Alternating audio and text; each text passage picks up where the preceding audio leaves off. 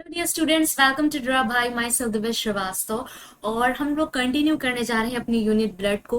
Last video lectures आपने देखे होंगे जिसमें हमने पढ़ा था ब्लड के कंपोजिशन के बारे में, यानी ब्लड सेल्स कंप्लीट करी हमने, आरबीसी, डब्ल्यूबीसी, प्लेटलेट्स को पढ़ा, ब्लड का प्लाज्मा कैसा होता है, ये सारी चीजें पढ़ी, इनका क्या इंपॉर्टेंट रोल होता है हमारी बॉडी में, क्या फिजियोलॉजिकल फंक्शंस होते हैं, इन सबको देखा। आफ्टर दैट आपने हीमोग्लोबिन मॉलिक्यूल के बारे में पढ़ा होगा, उसका स्ट्रक्चर क्या होता है, क्या फंक्शन होता है, ये सारी चीजें पढ़ी। हीमोस्टेसिस पढ़ा कि ब्लड कैसे क्लॉट होता है। एंड फाइनली अब हम लोग पढ़ने जा रहे हैं कि जो क्लॉटेड ब्लड है वो बैक टू नॉर्मल कैसे आता है, क्योंकि जब इमरजेंसी टाइम में जब ब्लीडिंग होती है तब ब्लड का क्लॉट होना जरूरी है, बट जब बॉडी नॉर्मल कंडीशन में हो जाती तब उस क्लॉट का ब्लड से हटना भी जरूरी है, जिससे कंटिन्यू फ्लो मेंटेन रहे। तो आज का टॉपिक हमारा होने वाला है फाइब्रिनोलाइटिक सिस्टम। फाइब्रिन के बारे में आपने पढ़ा। फाइब्रिन बेसिकली क्या होते हैं? फाइब्रिन्स को हम लोग बोलते हैं कि दीज आर द नेट।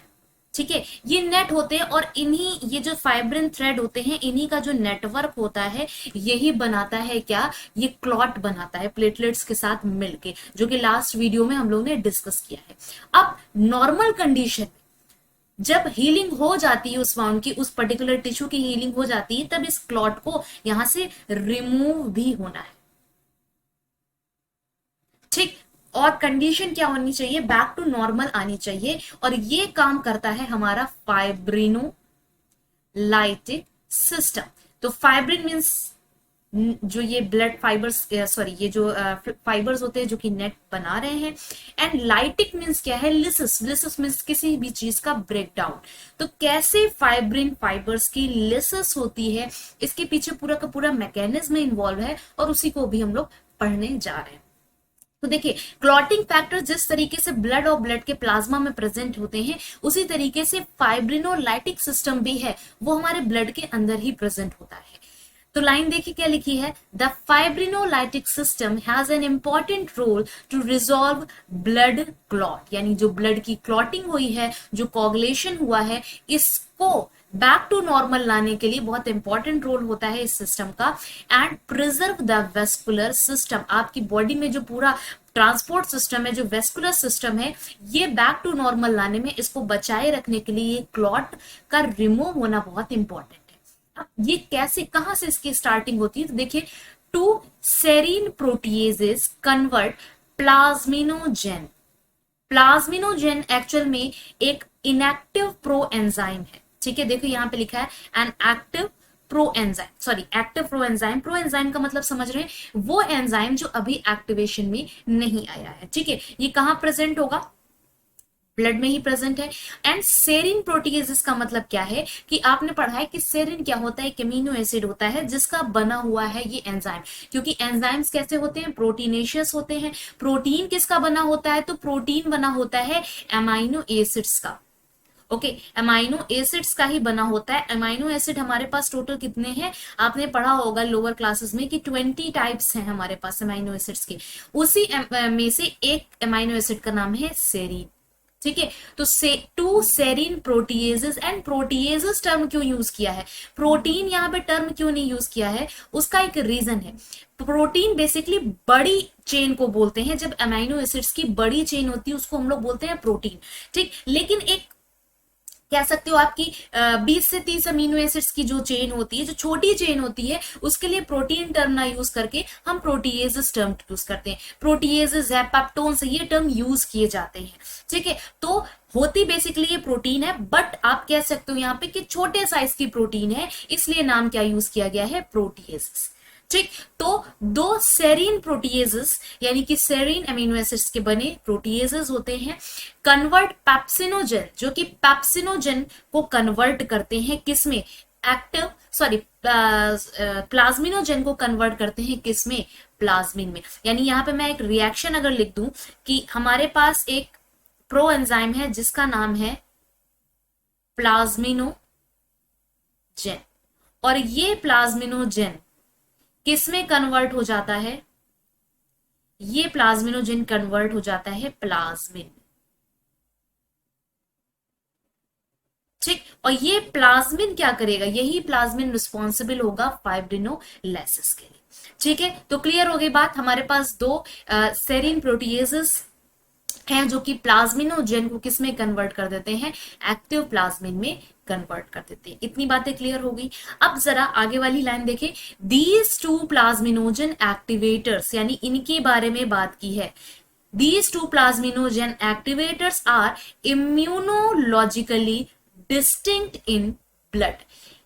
यानी ये जो प्लाज्मिनोजेन के एक्टिवेटर्स हैं ये हमारे ब्लड में प्रेजेंट होते हैं, और इनके बारे में लिखा है कि plasminogen activators are immunologically distinct, मतलब आप इनको ब्लड में अलग अलग पहचान सकते हैं।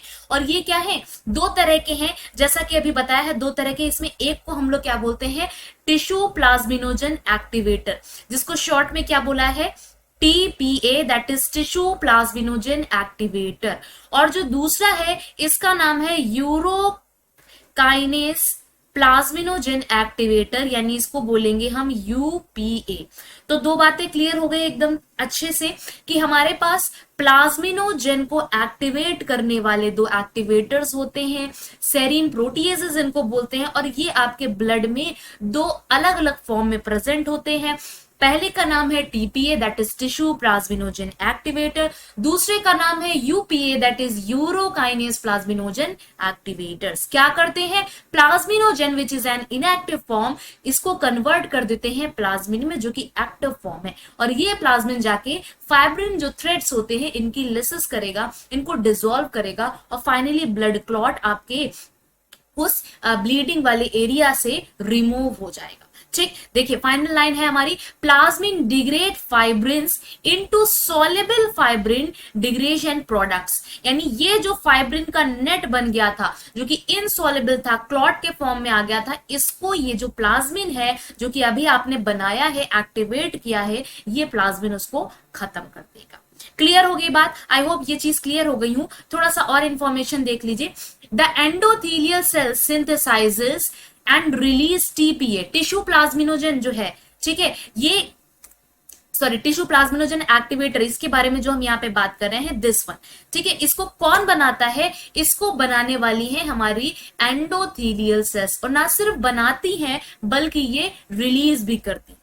लेकिन जो दूसरा है जिसको हम तो लोग बोलते हैं यूरोकाइनेस प्लाज्मिनोजेन एक्टिवेटर, वो बनता है किससे, मोनोसाइट से, मैक्रोफेजेस से, एंड यूरिनरी एपिथेलियम, जो हमारे यूरिनरी सिस्टम की जो एपिथेलियम है वो बनाती है यूरोकाइनेस प्लाज्मिनोजेन एक्टिवेटर। यानी जो ब्लड में ये दो एक्टिवेटर्स प्रेजेंट हैं, इनकी जो ओरिजिन है जहां से ये बनते हैं वो भी अलग है। जो प्लाज्मिनोजेन एक्टिवेटर है that is form by the tissue, जो टिश्यू की एंडोथेलियल सेल्स हैं वो बनाती हैं, और जो हमारा यूपीए है उसको बनाती है हमारी ब्लड की सेल्स, जैसे मोनोसाइट्स हो गई, मैक्रोफेजेस हो गई। आपको पता है मैक्रोफेजेस और मोनोसाइट्स में क्या डिफरेंस है, मोनोसाइट्स ही जब ज्वाइंट हो जाती हैं, जैसे ये कुछ मोनोसाइट्स हैं, ठीक है, ये मोनोसाइट्स क्या करती हैं, जब इस तरीके से ज्वाइन हो जाती हैं तो ये बड़ी सी जो सेल बनी है इसी को हम लोग क्या कहते हैं, this cell is called macrophages. ठीक, और ये क्या है, ये मोनोसाइट्स है, तो आप कह सकते हो कि मोनोसाइट्स का यूनियन ही क्या है, मैक्रोफेजेस है। तो इसीलिए जो मोनोसाइट्स बना रही है वही हमारी मैक्रोफेजेस बना रही है। और इसके साथ साथ क्योंकि इसका नाम है यूरोकाइनेस प्लाज्मिनोजेन एक्टिवेटर, तो इसको यूरिनरी एपिथेलियम भी सिंथेसाइज करती है। ओके, तो क्लियर हो गया। Now plasminogen and plasmin activation may be initiated by plasminogen activator inhibitor. इस प्रोसेस को स्टार्ट कौन करता है, यहां पर हमारे पास एक सब्सटेंस प्रेजेंट है that is plasminogen activator inhibitor 1, जिसको हम लोग शॉर्ट में PAI1 कहते हैं। और इसके साथ दूसरा भी है हमारे पास जिसको हम लोग बोलते हैं अल्फा 2 एंटीप्लाज्मिन, अल्फा 2 एंटीप्लाज्मिन। ठीक, तो यानी कि प्लाज्मिनोजेन को एक्टिवेट करने वाला कौन है, हमारे पास है प्लाज्मिनोजेन एक्टिवेटर इनहिबिटर। और जो प्लाज्मिन है, क्योंकि प्लाज्मिनोजेन कन्वर्ट होता है किसमें, प्लाज्मिन में, तो प्लाज्मिनोजेन को किसने एक्टिवेट किया है, ये किया है, सॉरी ये इनहिबिट कौन करता है, प्लाज्मिनोजेन एक्टिवेटर इनहिबिटर करता है। और जो प्लाज्मिन बन गया है इसको कौन इनहिबिट कर सकता है, इसको करता है anti plasmin, alpha 2 anti plasmin, क्योंकि ब्लड में इनको इनहिबिट करने वाले फैक्टर्स भी प्रेजेंट है। तो हो सकता है ये भी आपसे पूछ लिया जाए, क्योंकि आप प्रोसेस पढ़ रहे हो बट आपको प्रोसेस को कौन कौन इफेक्ट कर रहा है। नॉर्मल प्रोसेस तो समझ में आ गई कि प्लाज्मिनोजेन किसके कन्वर्ट हो जाएगा, प्लाज्मिन में कन्वर्ट हो जाएगा। कौन करेगा, हमारे पास यहाँ पे दो एक्टिवेटर है, पहला है टिश्यू प्लाज्मिनोजेन एक्टिवेटर और दूसरा है हमारे पास यहाँ यूरोकाइनोस प्लाज्मिनोजेन एक्टिवेटर। ठीक है, प्लाज्मिनोजेन को इनहिबिट करने वाला हमारे पास है प्लाज्मिनोजेन एक्टिवेटर इनहिबिटर 1, और ये जो प्लाज्मिन है इसको इनहिबिट करने वाला है अल्फा 2 एंटी प्लाज्मिन, ये करता है इनहिबिट प्लाज्मिन। ठीक, आगे अगर कंक्लूजन देखें तो टू प्लाज्मिनोजेन एक्टिवेटर्स जिनके बारे में अभी हम लोग ने बात की, that is TPA and UPA. ठीक है, इनके बारे में बात करें अगर हम लोग तो activators have short half lives. ठीक है, अगर इनकी बात करें तो इनका जो टाइम पीरियड होता है वो टाइम पीरियड क्या होता है, बहुत कम होता है। ठीक है, लाइफ की अगर हम बात करें तो वो कम होती है। एंड फाइनली फिगर की अगर हम बात करें, ठीक है, तो फिगर देखिए यहाँ पर किस तरह से प्लाज्मिनोलाइसिस हो रही है आपको दिखाया जा रहा है। देखिए ये प्लाज्मिनोजेन है, ठीक है, ये ब्लड कैपिलरी बनी है बेसिकली। ये जो डायग्राम है, ये जो पिक्चर है हमारा, ये किसका है, ये ब्लड कैपिलरी का आप देख पा रहे हैं। ये क्या है, these are the endothelial cells, these are the endothelial cells. Okay, ये एंडोथेलियल सेल्स हैं किसकी, ब्लड कैपिलरीज की। ठीक, इधर ये भी एंडोथेलियल सेल्स हैं same, these are also endothelial cells. और ये जो ब्लू कलर का आपको दिख रहा है ये क्या है, these are fibrin net, you can say fibrin fibres. ठीक है, चलिए अब ये प्लाज्मिनोजेन कहां पे प्रेजेंट था, ये प्लाज्मिनोजेन ब्लड में ही प्रेजेंट था। ओके, दिस प्लाज्मिनोजेन ये कहां प्रेजेंट था, ये ब्लड में प्रेजेंट था। इसको किसने एक्टिवेट किया, टीपीए ने एक्टिवेट किया और यूपीए ने एक्टिवेट करके किस में कन्वर्ट किया, प्लाज्मिन में कन्वर्ट कर दिया।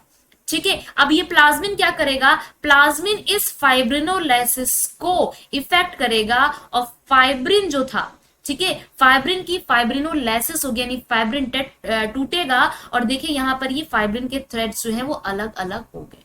अगली बात ये है कि ये जो हमारे पास प्रेजेंट है plasminogen activator inhibitor, this one PAI first and alpha 2 anti plasmin, ये दो क्या करते हैं, प्लाज्मिनोजेन को इनहिबिट करता है हमारे पास प्लाज्मिनोजेन एक्टिवेटर इनहिबिटर, और ये देखिए प्लाज्मिन को कर रहा है अल्फा 2 एंटी प्लाज्मिन। तो इस तरीके से हमारे ब्लड में जो फाइब्रिन्स होते हैं, इन फाइब्रिन्स को ब्रेक कर दिया जाता है जब कंडीशन नॉर्मल आ जाती है। So that's all about this topic, that is fibrinolysis system, and that's all about for this unit 2। तो यूनिट यहाँ पे हम लोग ने कंप्लीट कर ली है, ये लास्ट टॉपिक था हमारा जो कंप्लीट हो चुका है। एंड आपको जो प्रीवियस वीडियो है वो देखने पड़ेंगे तभी इस टॉपिक को आप क्लियर कर पाओगे, क्योंकि फाइब्रिन क्या होता है या कैसे ब्लड क्लॉटिंग होती है, तो पहले तो आप ब्लड क्लॉटिंग समझेंगे तब आप यहाँ पर फाइब्रिनोलाइसिस समझ पाएंगे। ओके, तो I hope you like this unit and मिलेंगे हम लोग नेक्स्ट यूनिट में, एंड पढ़ते रहिए। Thank you so much, bye bye. अरे एक मिनट, देख लिए, पसंद आया वीडियो? तो ऐसे ही और इंफॉर्मेटिव वीडियोस को देखने के लिए आज ही हमारे एप्लीकेशन डोरा भाई को डाउनलोड कीजिए प्ले स्टोर से, जहां हमारे एजुकेटर्स फ्रॉम टॉप इंस्टीट्यूशंस और आईआईटी से आपकी यूनिवर्सिटी के हिसाब से लेके आए हैं क्यूरेटेड वीडियो लेक्चर्स और वाइड वैरायटी ऑफ नोट्स बिल्कुल फ्री ऑफ कॉस्ट। तो देरी किस बात की, आज ही हमारे और आपके डोरा भाई को डाउनलोड कीजिए प्ले स्टोर से और एग्जाम में फोड़ दीजिए।